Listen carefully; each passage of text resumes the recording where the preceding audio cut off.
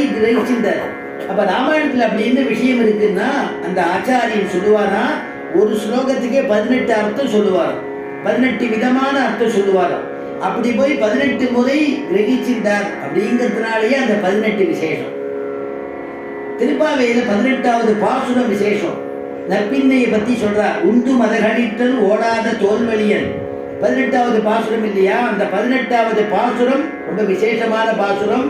அந்த உண்டு மதகளித்தன் ஓடாத தோல்வழி பெரிய நம்பிகளுடைய திருக்குமாரத்தி அந்த அத்துடாய் அப்படியே ஒரு திருநாம சங்கீர்த்தனம் பண்ணிட்டே திருப்பாவை சொல்லிட்டே ஸ்ரீரங்கத்துல பிரதட்சணம் பண்ற சித்திரை வீதியில எம்பெருமானார் ராமானுஜர் பெரிய நம்பிகளுடைய திருமாளிகையில வந்து கிட்டக்க வந்த உடனே அந்த உண்டு மதகளின் பாசுரம் சேவிச்சுட்டே வரும் பொழுது அந்த அனுபவத்தோடு சேவிப்பான ஆச்சாரியெல்லாம்.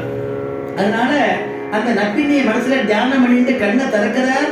பெரிய நம்பிகளுடையதான திருக்குமாரத்தை வந்து இருக்கிறா. அழகா பாவாடை சட்டை போட்டுட்டு இருக்கா. மங்களகரமான திரவியம், தலையில பூ புஷ்பம், நெத்தியில திலகம், அது நெத்தியில அந்த நெத்திச்சூடின்னு சொல்லக்கூடியது, கை நிறையா வளையல், காலில் கொலுசு, இதெல்லாம் போட்டுட்டு சிறு ஓடி வந்து அண்ணான்னு கை கூப்பி சேவிக்கிறதான். நப்பின்னையோ நடிச்சுன்னு மூர்ச்சியாகி கீழே விழுந்துட்டார்.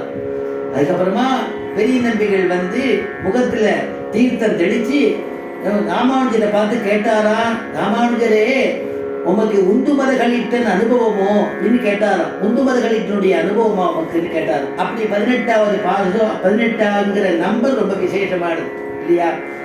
ராமானுஜர் நமக்கு ஒரு ஆச்சரியமான ஒரு மந்திரத்தை, திருமந்திரத்தை கொடுக்க அலைஞ்சது 18 முறை. திருக்கோட்டியூர் நம்பிகள் இடத்துல அலைஞ்சது 18 முறை. அதனுடைய அலைஞ்சு போய் அந்த மந்திரத்தை நமக்கு பெற்று கொடுத்த அந்த ராமானுஜர். அதனால அந்த 18ங்கிறது விசேஷம். மகாபாரத யுத்தத்துல 18 நாள் யுத்தம், 18 அக்ஷோகினி சேனை, இப்படி 18 சொல்லிகிட்டே போகலாம். அப்படிப்பட்டதான ஒரு 18வது ஒரு மகோத்சவத்தை நம்ம இங்க திருப்பூர்ங்கிறதான ஒரு அபிமான கஷேத்திரத்துல எல்லாருடைய முன்னாலேயும் பாகவதால் புடைசூட நாம அனுபவிச்சுட்டு இருக்கோம். அப்படிங்கிறது ரொம்ப விசேஷமான ஒண்ணு, அப்படிப்பட்டதான ஒண்ணு. அப்படி இந்த ராமலாலாவை பிறந்த உடனே குலசேகர அற்புதமா பாடினார். அது பாடி முடிஞ்ச உடனே அந்த பௌராணிகர் மேற்கொண்டு கதை சொல்ல ஆரம்பிச்சார். குழந்தைக்கு 12 வயசு, ராமனுக்கு 12 வயசு ஆயிடுத்து. தசரதெல்லாம் வந்து மந்திராலோசனை சபை பண்றாங்கிறார். அத ராஜா தசரதஹா தேஷாம் தாரக்ரியாம் பிரதி சிந்தயாமாஸ தர்மாத்மா சோபாத்யாய சபாந்தவஹ.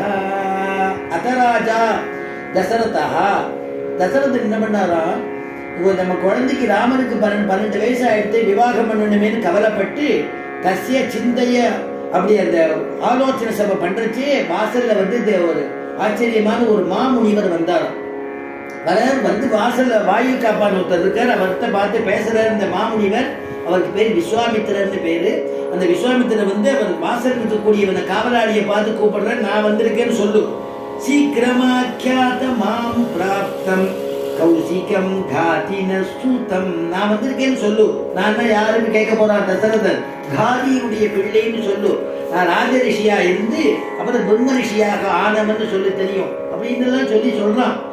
அந்த வாசல் இருக்கக்கூடிய வாயில் காப்பானுக்கு ஒரு யோஜனை, மந்திராலோசனை சபை கட்சியே உள்ள போலாமா, ராஜா ஏதாவது தண்டனை கொடுத்துட போறாரு, போகாம இருந்தா அந்த முனிவர் சபிச்சுடுவாரு, ரெண்டுத்துலயும் எது பரவாயில்லன்னு யோஜனை பண்ணான்.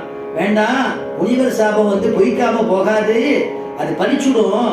ஆனா ராஜசாபமா ராஜாவுடைய தண்டனையாவது அனுபவிச்சு தீர்த்துடலாம் அப்படின்னு ஓடி போய் இந்த மாதிரி ஒரு மாமுனிவர் வந்திருக்காருன்னு சொன்னா போருமா தசரதனுக்கு? அவ்வளவு பிரதிபக்தியா உடனே வாசல்ல ஓடி வந்தான். பூர்ணகும்பம் எங்க, அர்க்கியம் பாத்தியம் ஆச்சமணியம் கொண்டு வாங்கோன்னு வாசல் வரைக்கும் ஓடி வந்து வரவேற்றார். அப்படிங்கிற வரவேற்று அந்த விஸ்வாமித்திரன் வந்திருக்கக்கூடிய அழகை பார்த்துட்டு அவருக்கு ஆசனம் கொடுத்து பாத பூஜைகள்லாம் பண்ணி பிரதட்சண நமஸ்காரங்கள்லாம் பண்ணி அவர் இடத்துல கேட்கலாம், நீங்க வந்திருக்கேனே இப்படி ஒரு யாருக்காவது அமிர்தம் கிடைக்குமா? மர்த்தியனுக்கு மனுஷனுக்கு அமிர்தம் கிடைச்சதுன்னு உண்டா? ஆனா எனக்கு இது அமிர்தம் கிடைச்ச மாதிரி ஒரு சந்தோஷம் ஏற்படுது தேவரிய வருகையினால. அப்படி வரவேற்பு கொடுக்குறானோ. அது மாதிரி மழை இல்லாத ஒரு தேசத்துல, மழையே இல்லாத இடத்துல திடீர்னு ஒரு வானம் இருண்டு போய் மேகம் இருண்டு போய் மழை பெய்யுறதுன்னா எவ்வளவு சந்தோஷமோ, அந்த ஜனங்களுக்கு எவ்வளவு சந்தோஷம் ஏற்படுமோ, பசு பட்சிகளுக்கு எவ்வளவு சந்தோஷம் ஏற்படுமோ. அதனால மாமுனிவரே தேவரீர் வந்ததுனால எனக்கு அவ்வளவு சந்தோஷங்கிறானோ. அக்னி சாட்சியா கைத்தலம் பெற்றப்பட்டினதான ஒரு பெண், மணப்பெண்.